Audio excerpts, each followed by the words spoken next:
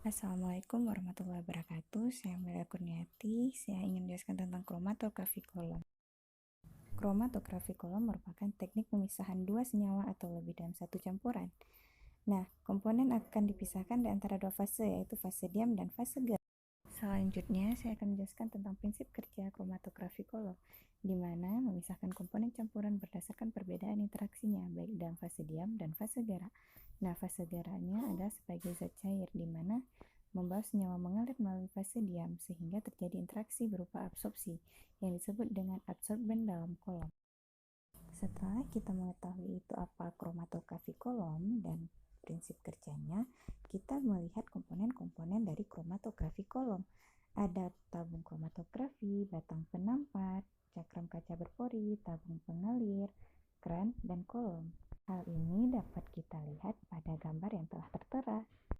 Setelah mengetahui tentang komponen-komponen kromatografi kolom, kita dapat melihat penyiapan tentang kolom, yaitu ada dua cara, ada cara kering dan cara basah. Nah, cara kering ini yaitu merupakan selapisan penyangga diletakkan dalam kolom absorben yang dituang dalam tabung sedikit demi sedikit.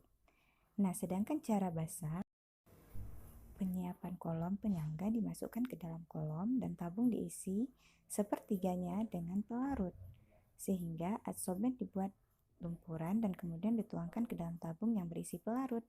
Selama proses pengendapan, tabung dapat diketuk-ketuk pada semua sisi secara perlahan dengan sumbat karet atau cincin gabus agar diperoleh lapisan yang seragam.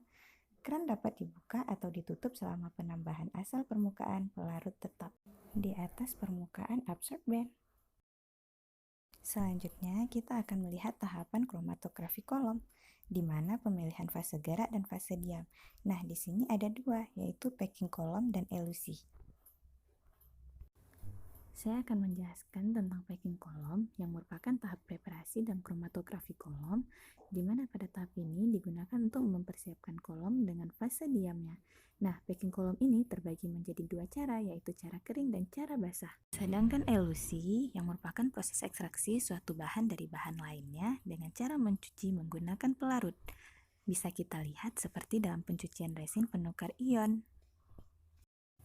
Setelah kita mengetahui tentang apa itu kromatografi kolom, prinsip kerja kromatografi kolom, komponen-komponen, penyiapan kolom, tahapan kromatografi kolom dalam pemilihan fasa, kita dapat melihat manfaat dari kromatografi kolom yaitu pemurnian dari hasil reaksi sintesis kimia, isolasi senyawa aktif dalam bahan alam, dan analisis limbah lingkungan.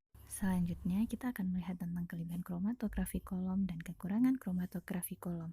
Kelebihan kromatografi kolom adanya proses yang sederhana, tidak membutuhkan alat-alat yang kompleks, dan biaya yang cukup murah.